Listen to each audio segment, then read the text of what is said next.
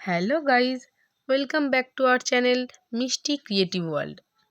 আজকে ঘরোয়া পদ্ধতিতে আলু পনির করার জন্য প্রথমে পনিরগুলোকে ছোটো ছোটো কিউব করে কেটে নিতে হবে।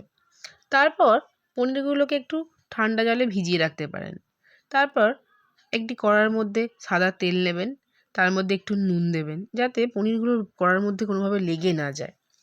তারপরে তেলটা গরম হয়ে গেলে পনিরগুলোকে হালকা করে ভেজে নামিয়ে রাখবেন।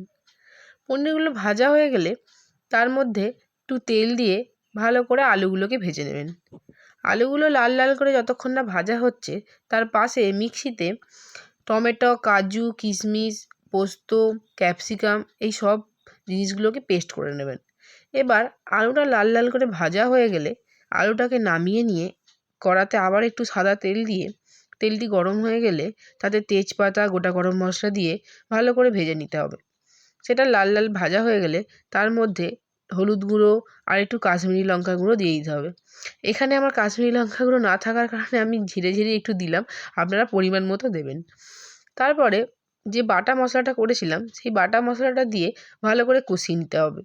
কষানো হয়ে গেলে যখন দেখবেন ওপরে তেল ছাড়ছে তার মধ্যে আলুগুলো দিয়ে দেবেন। এবার মশলার সঙ্গে আলুগুলো ভালো করে মিক্স করে নিয়ে তারপর পনিরগুলো ওর সঙ্গে মিশিয়ে নেবেন। আলু আর পনির যখন একসঙ্গে মিশে যাবে তখন তার মধ্যে জল দিয়ে হালকা করে ফুটে উঠলে চাপা দিয়ে রাখবেন।